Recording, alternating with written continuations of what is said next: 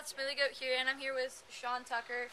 He used to own the Toyota United Pro Cycling men's team, and so I'm going to interview him real quick. So, what was your favorite? What is currently your favorite part of cycling?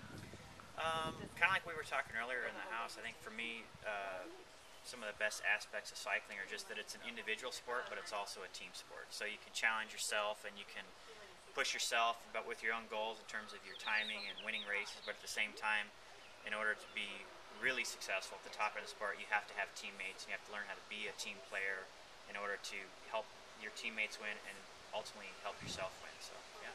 Yeah, very, very good answer there. Also, how'd you get into cycling?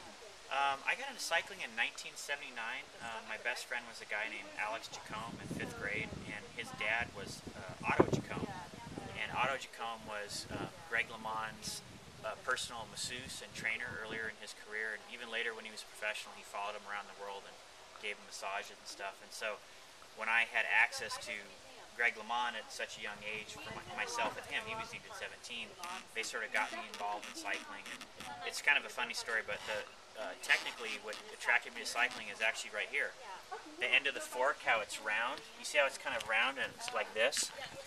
Back when I got into cycling, a standard bike was like a little cheap two-prong thing like this. So it just sort of fit like this.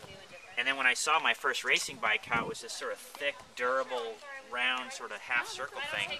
I don't know what it is about that, but to this day I remember that. I looked at that and said, wow, that's just so strong-looking, and it didn't look cheap. And so it's kind of weird, but the end of a fork kind of excited me about the bike part of it. And then obviously my best friend was into cycling, and he was really good, and so I started riding with him and Greg LeMond was just a really young age, and I was second my first race, and I thought, wow, this is cool. I just got to be one more better, and I'll be okay. So yeah. That's a cool little story there. Yeah. One last question for you.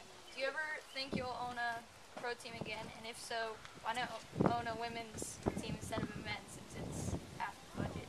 Half? I thought it was a quarter of the budget. Quarter, half. That's not nice. Well, I read that somewhere, but anyway.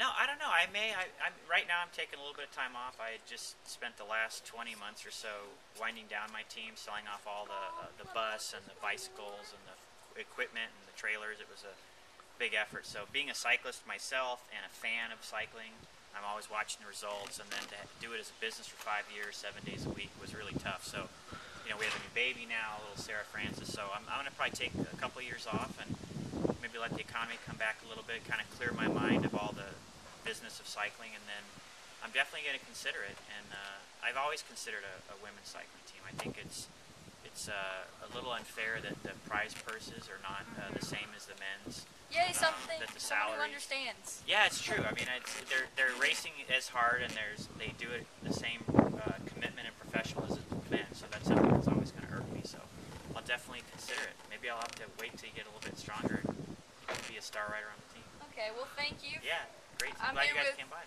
Thank you. I'm here with Sean Tucker. He used to own the men's Toyota United Pro cycling team, and I'll see you guys in a bit.